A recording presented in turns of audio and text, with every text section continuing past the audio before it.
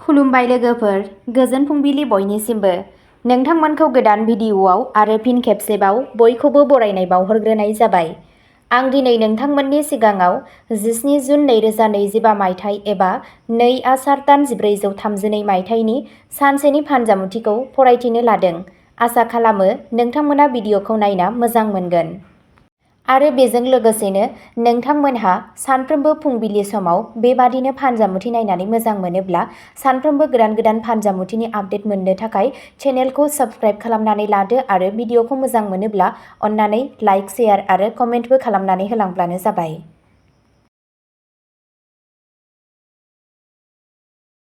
मेष राशि। सोरबा नोंथांनि गोसोखौ गाज्रि खालामनो हागौ, नाथाय बेफोरबायदि जिरादफोरखौ नोंथांखौ सामलायनो दाहो। जिंगा आरो नाङै जेंनाफोरा नोंथांनि देहायाव गाज्रि गोहोम खोख्लैनो हागौ आरो बिगुरजों सोमोन्दो थानाय जेंनाफोर सोमजिहोनो हागौ। गुबै सम्पथिजों सोमोन्दो थानाय रां थिसननाया मोजां मुलाम्फा होनो हागौ। नारसिनथायनि समा सोलिबाय थागोन, नाथाय नखरारि हेफाजाबा हेफाजाब होगोन। थाजिम बिबार महरै नोंथांनि अननायाव थाजिमखौ लाखि। दिनै नोंथाङा खामानि मावथायाव नोंथांनि रागाखौ खोमानो हागौ। खोनासंनाय बाथ्राफोरखौ मेगन खाना फोथायनो नाङा। बेनि सैथोखौ मोजाङै बिजिर। नोंथांनि जिउ लोगोरिया नोंथांखौ खुसि खालामनो थाखाय गोबां नाजानो हागौ। नोंथांनि दिनैनि खाफालगोनां दिगआ जादों सा, खाफालगोनां अनजिमाया जादों 5 आरो खाफालगोनां गाबआ जादों गोजा गाब। वृषभ राशि। दिनैनि साना बे राशिनि थाखाय मोजां जानो हागौ। मोनसे दिदोम फालांगिया मोनसे गोदान लामा मोननो हागौ। सम्पथिनि फालांगियाव थाग्राफोरा दिनै सासे बाहागिनि गेजेरजों गोबां मुलाम्फा जानो हागौ। दिनै नोंथाङा धोरोमारि हाबाफारिफोर मावनो खाबु मोननो हागौ, जाय नोंथांनि मान आरो सन्मानखौ बांहोगोन। बे नेरसोननि सुबुंफोरा गावसोरनि मोजां मोनलायनाय लोगोजों बायजोआव थांनो सानथांखि लानो हागौ। मा दुर्गाखौ सिबि आरो नोंथांनि न'आव गोजोननाय थागोन। नोंथांनि दिनैनि खाफालगोनां दिगआ जादों सा-सोनाब, खाफालगोनां अनजिमाया जादों 7 आरो खाफालगोनां गाबआ जादों गोमो गाब। मिथुन राशि। नोंनि गथ' बायदि दाय गैयै आखुआ आरोबाव बिखुङाव फैफिनगोन आरो नोंथाङा मोनसे दुथां मुडआव थागोन। दिनै नोंथाङा गोबां रां आर्जिनो हायो, नाथाय बेखौ नोंथांनि आसिफोरजों फिस्लायनो दाहो। न'आव आरो खाथि-खाला फिसा-फिसा सोलायनाया नोंथांनि न'नि साजायनायाव बांसिन समायना खालामगोन। फारसेथिं नांजाबनाया नोंथांनो हार्ट एटेकल' लाबोगोन। दिनै नोंथाङा मावख'आव नोंथांनि रागाखौ खोमानो हागौ, बेनिखायनो साखाफारा जा। माबा मोनसे गोदान आरो सोरजिलु खालामनो थाखाय बेयो मोनसे मोजां सान। जुलि जानाय जिउआव हारसिं जानायनि थाखाय नोंथांनि जिउ लोगोरिया नोंथांखौ गाज्रि खालामनो हागौ। नोंथांनि दिनैनि खाफालगोनां दिगआ जादों सोनाब, खाफालगोनां अनजिमाया जादों 4 आरो खाफालगोनां गाबआ जादों गुफुर गाब। कर्क राशि। बे नेरसोननि सुबुंफोरा गोसोआरि नारसिनथायजों मोगा-मोगि जानो हागौ। दिनै नोंथाङा मावख'जों सोमोन्दो गोनां खामानिनि थाखाय बायजोआव थांनांनो हागौ। बे नेरसोननि लाइमोनफोरनि थाखाय जाफुंसारनायनि गोदान लामा बेखेवगोन। दिनै नोंथाङा नखरजों सम बारहोनो खाबु मोननो हागौ, जाय गावजों गाव सोमोन्दोखौ गोख्रों खालामगोन। बे नेरसोननि सिङाव जोनोम जानायफोरा दिनै ट्राफिक नेमफोरनि सायाव गोसो होनांगौ। नङाब्ला नोंथाङा जरिमाना मोननो हागौ। मासे गुफुर मोसौनो गोथां गांसो जाहो आरो गासैबो जेंनाफोरा सुस्रांजागोन। नोंथांनि दिनैनि खाफालगोनां दिगआ जादों सानजा, खाफालगोनां अनजिमाया जादों 2 आरो खाफालगोनां गाबआ जादों गुफुर गाब। सिंह राशि। गथ'फोरजों गेलेनाया जोबोद मोजां आरो गोजोन मोन्दांथि जागोन। नोंनि रांखान्थियारि थासारिया साबसिन जागोनब्लाबो दै बायदि अरायसम बोहैबाय थानाय रांआ नोंथांनि सानथांखिफोराव हेंथा सोमजिहोनो हागौ। लोगोफोर आरो खुरमा बाहागिफोरा नोंथांखौ मदद खालामगोन आरो नोंथाङा बिसोरजों जोबोद खुसि मोनगोन। नोंथांनि मोजां मोनलायनाय जिउआ मोनसे समायना महर लानो हागौ। दिनै नोंथाङा हमदांनो हागोन दि जेब्ला मोजां मोननाया आबहावायाव गोरोबलायो अब्ला बेयो मा बायदि मोन्दांथि मोनो। फालांगियारि बाहागोआरिफोरा हेफाजाब होगोन आरो लोगोसेयै नोंथाङा आद्रा थानाय खामानिफोरखौ फोजोबनो हागोन। दावबायनाया रंजाथाव जागोन आरो नोंथांनि थाखाय जोबोद मुलाम्फा गोनां जागोन। नोंथांनि जिउ लोगोरिया नोंथांखौ मोजां मोननाय मोनदांनो लुबैदों। बेयाव बिसोरखौ हेफाजाब हो। नोंथांनि दिनैनि खाफालगोनां दिगआ जादों सोनाब, खाफालगोनां अनजिमाया जादों 3 आरो खाफालगोनां गाबा जादों गोथां गाब। कन्या राशि। बे राशिनि सुबुंफोरा गोसोखौ बांहोगोन। दिनै नोंथाङा नोंथांनि पार्टनारनिफ्राय मदद मोनगोन। फाव दिन्थिनाय आयदायाव थाग्राफोरा दिनै मोनसे गिदिर सावथुनाव खामानि मावनो खाबु मोननो हागौ। बे राशिनि खौरांगिरिफोरखौ बिसोरनि खामानिनि थाखाय बाख्नायनाय जागोन। आरिमु आयदानि फरायसाफोरा माबा मोनसे गोदान सोलोंनो खाबु मोननो हागौ। बे राशिनि मोजां मोनलायनाय बाहागोआरिफोरा गावसोरनि गोमानाय अननायजों फिन ज' जागोन। दिनै नोंथाङा गथ'फोरजों बांसिन सम हगारगोन। मासे गोसोम सैमानो ब्रेड जाहो। नोंनि सावस्रिया मोजां थागोन।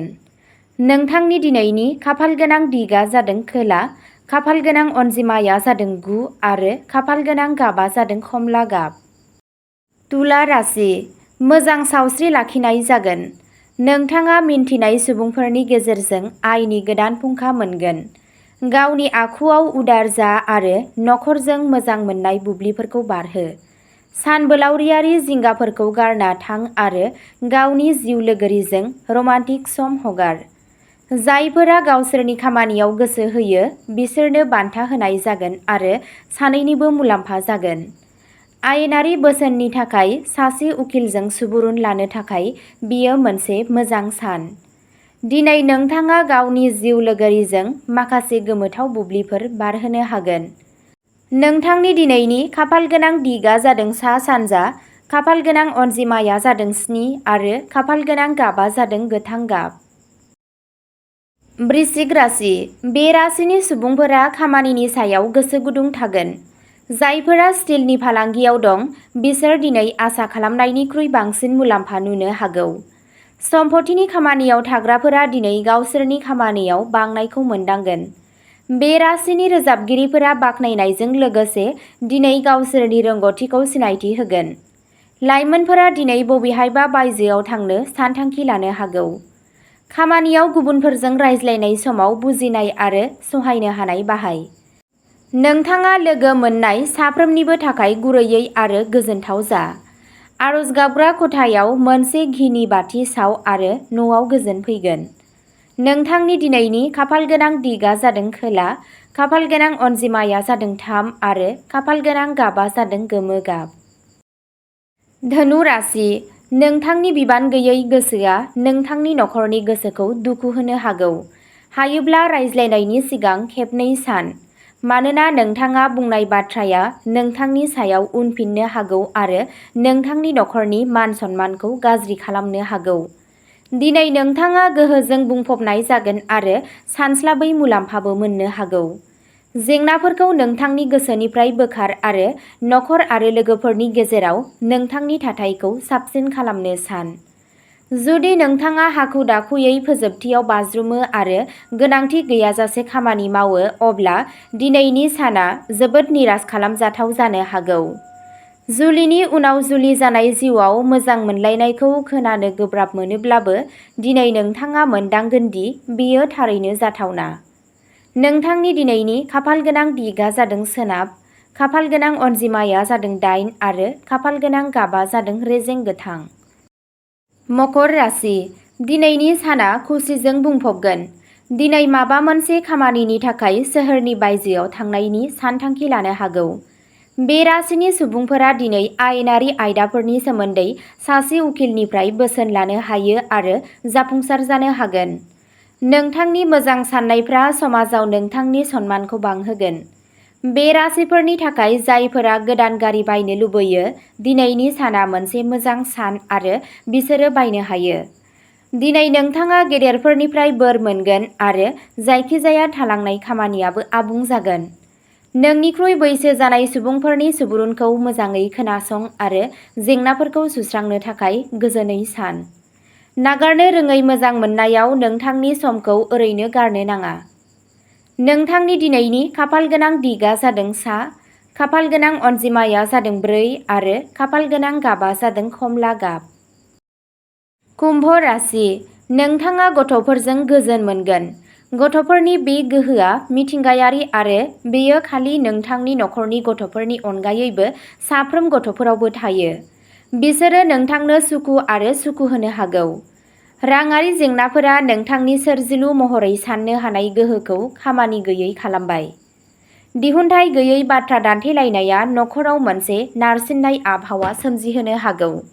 गोसोआव लाखि दि बाथ्रा दान्थेलायनाय देरहानायनि ओंथिया थारैनो देरहानाय नङा आरो बेयो रावनिबो गोसोखौ देरहानो हाया। जेसेबां हायो बेनिफ्राय बारग'नो थाखाय गावनि गियानखौ बाहाय। जोबोद बाङाइ सुबुंफोरा नोंथांनि मुहिनि गुमुरखौ नागिरना दिहुनगोन।